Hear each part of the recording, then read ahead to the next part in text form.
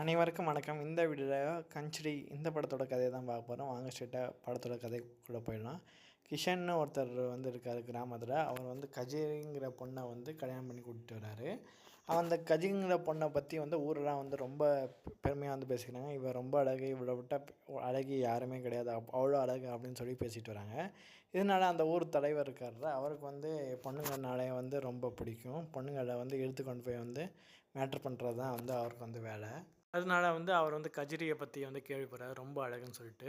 தலைவர் என்ன பண்ணுறாரு, தன்னோட அடிமையாக இருக்க பூஜான்னு ஒருத்தரை அந்த கஜிரி கிட்ட போய் பேச சொல்கிறாரு.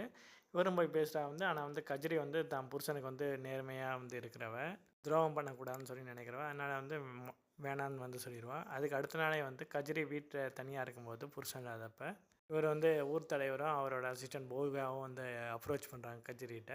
அப்போ கஜிரி தாகூரை மண்டையிலே அடிச்சிருவா. அடித்ததுக்கப்புறம் ஹஸ்பண்ட் வீட்டுக்கு வந்தோடனே சொல்கிறேன், இது மாதிரி அவங்க வந்தாங்க, என்கிட்ட தப்பாக நடக்க பார்த்தாங்க, நான் அவங்க அடிச்சிட்டேன் அப்படின்னு சொல்லுவான்.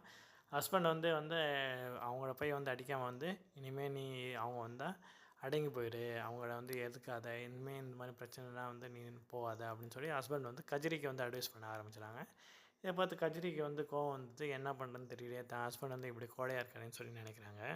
சரி, எனக்கு முன்னாடி ஏதோ ஒரு ஆள் கூட நான் தொடர்பு இருந்தால் அப்போயாவது இவனுக்கு வீரம் வரும்னு சொல்லி நினைக்கிறாங்க. அதனால ஊர் தலைவரோட ரைட் ஹேண்டாங்க போஜாவை இவர் யூஸ் பண்ணிக்கிறாங்க. போஜா கஜிரி மேலே ரொம்ப லவ்வாக இருக்கார். அதனால் அவரை லவ் பண்ணுற மாதிரி கஜிரி நடிக்கிறாங்க. இப்படி நடிக்கும்போது 3-4 இடத்துல போஜா கஜிரி கூட 4 இடத்துல இருக்கிற மாதிரி அவங்க ஹஸ்பண்ட் பார்க்குறாங்க.